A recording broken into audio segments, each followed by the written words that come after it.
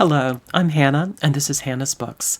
I'm coming to you today with an interesting new tag created by the young man at the lovely channel Grix, etc.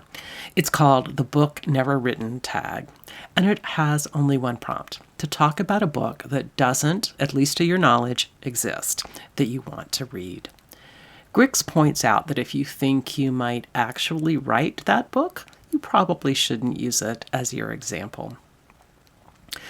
Wildly, right before Grix released his tag, I had a conversation with a booktube friend about a project I had once considered. Just a warning, the book I'm going to propose is one that is not only pretty nerdy, but pretty disturbing, and not one many of you would want to read. Let me tell you a bit of history here. I trained as an historian. Back in the day when I was a history professor, I wrote a couple of university press books about the history of the 19th century and early 20th century U.S. South, a particular field where one of the central discussions is always about how racial ideology functioned in that society. At some point, perhaps a decade after I left academia, I started dreaming about writing a book about literature rather than history. I didn't want to go back to school for another PhD, so I wondered if I could choose a literary topic where my training as an historian might be helpful. Perhaps I could write about popular literature in the 19th century South, and ideally, literature not overstudied by literary scholars. Of course, one of the reasons literary scholars often ignore certain literature is often because books are bad as literature. But bad literature can still be really important historically. I started thinking through books that were really popular among the literature reading population of the South before the Civil War.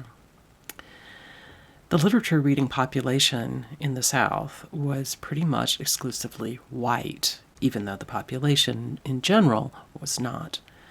It was illegal to teach black people enslaved in many states during much of the antebellum period to read at all. That is a long story in its own right, but suffice it to say that any literature printed in the South at that period was pretty likely to be maybe explicitly racist. As an historian, studying how 19th century white Southerners defended slavery and justified horrific racism, and sometimes even racial violence, was part of my field. The goal was not to celebrate this work, it was to analyze and understand this work, and understand how it affected the society at large, including African Americans. So, as I said, I started thinking about books popular during the antebellum period, and one particular genre immediately came to mind: the so-called anti-Tom books. Many of you probably know about Harriet Beecher Stowe's novel Uncle Tom's Cabin, but probably haven't read it. We often hear the moniker Uncle Tom referring to racial stereotypes of the harmless slave committed to his master's family. But, of course, Harriet Beecher Stowe, no matter how much we look down on that image at this point, intended her book to be explicitly abolitionist. Abraham Lincoln recognized it as such, and of course so did pro-slavery white Southerners, although their response was very much not positive in any way. Immediately, there was a swarm of books that came out in response. And at some point, they collectively became known as anti-Tom literature. Tom here stood in as a synecdoche for Harriet Beecher Stowe's larger goal of spreading the idea of abolitionism. Anti-Tom, in other words, meant anti-abolitionist. That is, the books were pro-slavery propaganda. Stowe's Uncle Tom's Cabin was published in serial form in 1851 through 1852, and in the year 1852 alone, no fewer than 8 response novels, anti-Tom novels, were published. And more, perhaps 30 anti-Tom novels, came out throughout the next decade. Often the authors of these books argue that Stowe exaggerated the evils of slavery. Many suggested that slavery was necessary or beneficial for Black people. Usually the books featured all-powerful but kind masters with so-called pure moral wives overseeing an enslaved labor force that were portrayed as childlike and dependent on their white masters on plantations that were supposedly some kind of extended family. Sometimes the Southern system of plantation agriculture, dependent on slavery, was contrasted with what anti-Tom authors said could be an even more exploitative system, wage labor in northern industries, where employers had no investment in the people who worked for them. This is not the place to talk about the details of lots of specific anti-Tom books.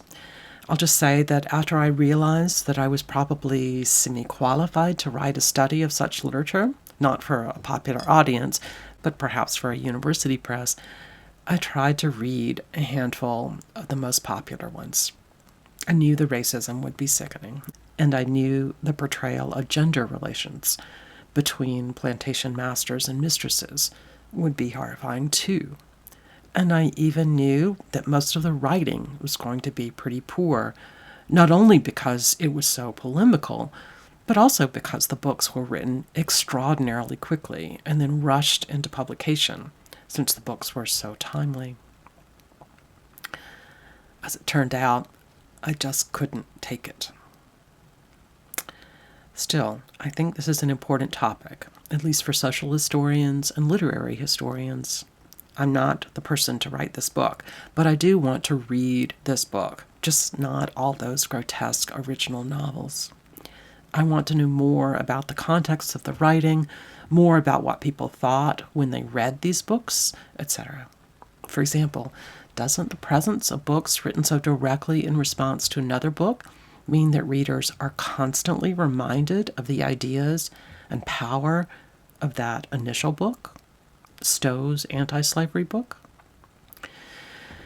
I want to know about differences between these books, differences in their plots and themes, but also in their authors. Some were written by men and some by women, most by Southern whites, but some by Northerners, etc. Well, because I've been watching Steve Donahue's takes on this tag, where he's shown his sketches of what the covers could look like for the books he's dreamed up, I started realizing how hard it might be to come up with a cover for a book so fundamentally about the justification of slavery and about horribly racist portrayals of Black people. And I thought of the powerful artwork of Carol Walker, who makes intricate paper cuts, among other kinds of art, that explore exactly those kinds of stereotypical portrayals of Black people in the pre- and post-slavery world.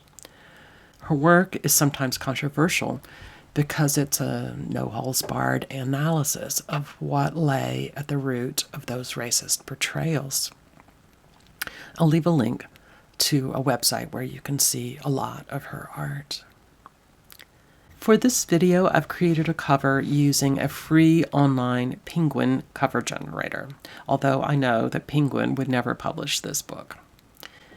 I've given the book a not very creative title, Other Cabins, Pro-Slavery Anti-Tom Novels in the U.S. South.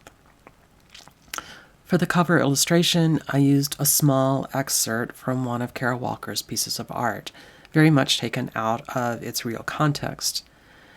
What I see in this clip is an African-American man, but instead of being portrayed as a real person with his own free will, he's shown essentially as a wind-up doll to provide entertainment to others. In Walker's picture, the entertainment is his banjo, and in the anti-Tom novels, what the wind-up doll provides is a fiction designed to encourage white Southerners to take arms against abolitionist rhetoric in defense of chattel slavery, in defense of the right of some Americans to hold other Americans, other human beings, in bondage. Well, thank you for sticking it out for this disturbing answer to what is a wonderful tag. I hope all of you will think about what you'd like to see written, and I hope for at least a lot of you the subjects will be a little less intense. maybe even joyful. I'm looking forward to seeing what you come up with. See you soon here on Hannah's Books.